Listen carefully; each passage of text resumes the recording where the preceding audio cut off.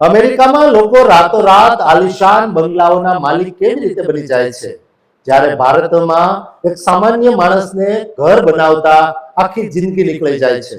શું ખરેખર દેણું એ કોઈ શ્રાપ છે કે પછી અમીર બનવાનો એક ગુપ્ત રસ્તો? જ્યારે આપણે ભારતમાં કાળું અને ધોળું નાણું શોધતા હોઈએ, ત્યારે અમેરિકામાં ડોલરનો લીલો રંગ કયું નવું રહસ્ય ખોલે છે, તે જાણીને તમે પણ ચોંકી જશો. દોસ્તો, આજે અમેરિકાના રિયલ એસ્ટેટની એવી વાતો શેર કરીશું જે તમારા રોકાણ અને સંપત્તિ પ્રત્યેના દૃષ્ટિકોણને હંમેશા માટે બદલી નાખશે. આજે આપણે એક અત્યંત રસપ્રદ વિષય પર ચર્ચા કરી રહ્યા છીએ, જે અમેરિકાના રિયલ એસ્ટેટ ઉદ્યોગ અને ભારત સાથેની તેની સરખામણી વિશેની છે.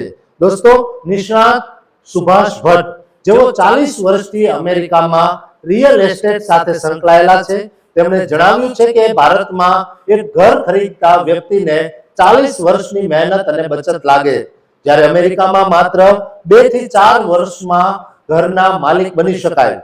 કારણ કે ત્યાંની સિસ્ટમમાં દેણું મેળવવું અત્યંત સરળ છે, એટલે કે લોન આસાનીથી મળે છે.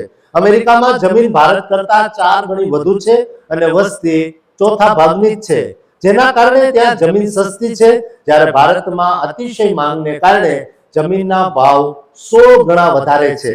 ત્યાં 20% ડાઉન પેમેન્ટ અને સારી આવક હોય તો 80% બેંક લોન સરળતાથી મળે. એક બહુ મજેદાર વાત એ છે કે અમેરિકામાં બ્લેક એન્ડ વ્હાઇટ મની એટલે કે કાળું નાણું જેવી કોઈ વાત હોતી જ નથી. ત્યાં બધું જ ઓનલાઈન અને ચેકથી થાય. સુભાષભાઈ કહે છે કે ડોલરનો રંગ લીલો હોય કે કાળો કે ધોળો હોતો નથી.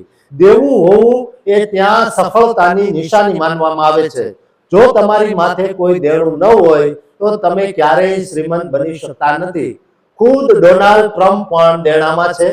અમેરિકામાં ઘરો લાકડાના બનાવવામાં આવે છે, કારણ કે તે ઠંડી અને ભૂકંપ સામે રક્ષણ આપે છે. અમેરિકા ઇમિગ્રન્ટ્સનો દેશ છે, જ્યાં બધાના સારા ગુણો ભેગા થયા છે, તેથી તે સુપર પાવર છે. ગુજરાતના વિકાસ વિશે વાત કરતા સુભાષભાઈ કહે છે કે જો અમદાવાદમાં પબ્લિક ટ્રાન્સપોર્ટ વધારવામાં આવે તો પ્રદૂષણ અને ટ્રાફિકની સમસ્યા હલ થઈ શકે. રિયલ એસ્ટેટમાં સફળ થવા માટે ક્રિએટિવ ફાઇનાન્સિંગની કળા જાણવી ખૂબ જરૂરી છે, જેમાં તમે તમારી પ્રોપર્ટીની ઇક્વિટી વાપરીને નવી મિલકત ખરીદી શકો છો. અમેરિકન સિસ્ટમ ટ્રાન્સપરન્સી અને દેવાના યોગ્ય ઉપયોગ પર ટકેલી છે, જે પ્રગતિ લાવે છે. તેથી દરેક ભારતીય અને ખાસ કરીને અમેરિકા જતા કે રહેતા ગુજરાતીઓએ અમેરિકામાં તાત્કાલિક મકાન થઈ જાય છે.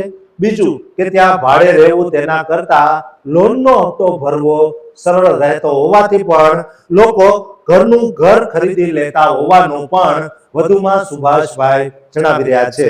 દોસ્તો, સુભાષભાઈની વાતો તમને પસંદ આવી હોય તો વિડીયોને શેર કરજો અને તમારું અમૂલ્ય મંતવ્ય કોમેન્ટમાં જરૂર લખજો કે અમેરિકામાં આપણા ગુજરાતીઓને શા માટે ઝડપથી મકાન થઈ જાય છે.